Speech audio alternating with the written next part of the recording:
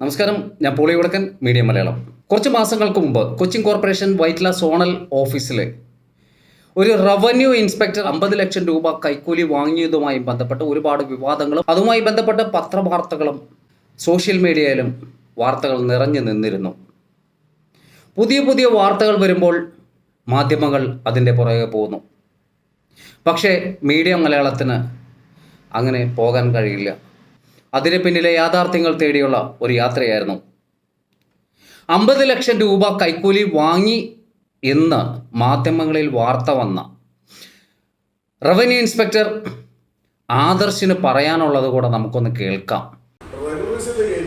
അവിടെ ഇരിക്കുന്ന ബിൽഡിങ്ങിന്റെ ഏരിയയും അൺഓതറൈസ്ഡ് ആദ്യ അസസറി ഏരിയ മൂന്ന് ഏരിയ ലാസ്റ്റ് ഇപ്പോഴത്തെ കണ്ടീഷൻ എന്താണോ അതാണ് ഞങ്ങൾ പോയി അളവ് ബന്ധപ്പെട്ട് എടുത്തത്. അത് പ്രകാരമുള്ള അസസറി അതിലാണ് 1600 ചില്ലാനം M² ഡിഫറൻസ്.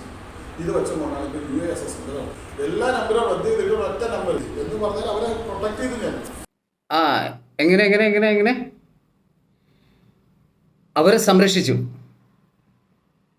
അതായത് പ്രൊട്ടക്ട് ചെയ്തു. ഒന്നും കൂടെ എന്ന് പറഞ്ഞേ, അവരെ പ്രൊട്ടക്ട് ചെയ്തു എന്ന് പറഞ്ഞാൽ അവരെ പ്രൊട്ടക്ട് ചെയ്ത് ഞാൻ ഈ ബിൽഡിംഗ് അസസ് ചെയ്തപ്പോൾ എന്തുമാത്രം വയലേറ്റ് ചെയ്തുകൊണ്ടാണ് അവർ പണിതിരിക്കുന്നത്, എന്തുമാത്രം ഏരിയ ആണ് നിങ്ങൾ കണ്ടെത്തിയത്, അത് റെഗുലറൈസ് ചെയ്ത് കൊടുക്കണമെങ്കിൽ എന്തൊക്കെയാണ് ചെയ്യേണ്ടത്, അതും കൂടെ ഒന്ന് വ്യക്തമാക്കി തരണം സർ. അത് നിയമപരമായിട്ട് പോകുന്നതാണ്. ഒരു പാർക്കിങ്ങിന് ഏകദേശം ഞാൻ മുമ്പ് ചെയ്യുന്ന സമയത്ത് 4 ലക്ഷത്തി ചില്ലാനം രൂപ. അത് ഇപ്പം എത്രയാണെന്ന് എനിക്കറിയില്ല.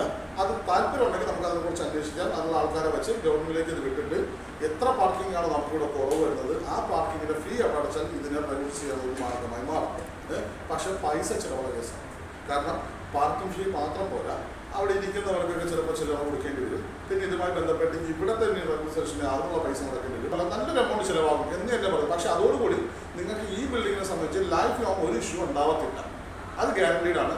ഇത് നിയമപരമായിട്ട് ചെയ്യുന്ന കാര്യമാണ്, അല്ലാതെ പൈസ വാങ്ങിച്ചിട്ട് ഫയൽ കൊടുത്തിരിക്കുന്ന പരിപാടിയേ അല്ല. റവന്യൂ ഇൻസ്പെക്ടർ ആദർശ് പറഞ്ഞത് നിങ്ങൾക്ക് എല്ലാവർക്കും വളരെ കൃത്യമായി മനസ്സിലാക്കി കാണുമെന്ന് ഞാൻ വിശ്വസിക്കുന്നു.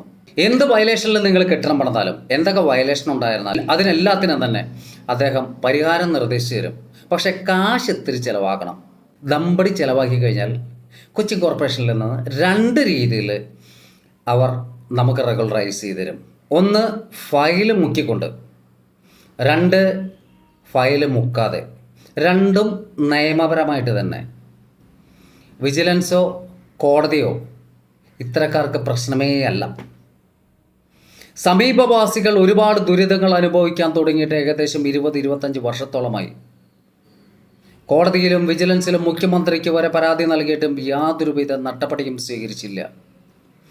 ഈ സമയത്താണ് ഇതുപോലെയുള്ളൊരു കെട്ടിടം എങ്ങനെ റെഗുലറൈസ് ചെയ്ത് കൊടുക്കാൻ പറ്റും, കേരള മുനിസിപ്പൽ കോർപ്പറേഷൻ കെട്ടിട നിർമ്മാണ ചട്ടം വയലേറ്റ് ചെയ്തുകൊണ്ട് ഒരു കെട്ടിടം നിർമ്മിച്ചാൽ ആ കെട്ടിടം എങ്ങനെ റെഗുലറൈസ് ചെയ്ത് കൊടുക്കാൻ പറ്റുമെന്ന് ആദർശ് വ്യക്തമാക്കി തന്നു കഴിഞ്ഞു. ഇനി നിങ്ങൾക്കും പണിയാം ഇതുപോലെ കെട്ടിടങ്ങൾ. കൊച്ചിൻ കോർപ്പറേഷനിൽ ഇതുപോലെ ഒരുപാട് ആദർശമാരുണ്ട്. Signing off, Poly ഉടക്കൻ.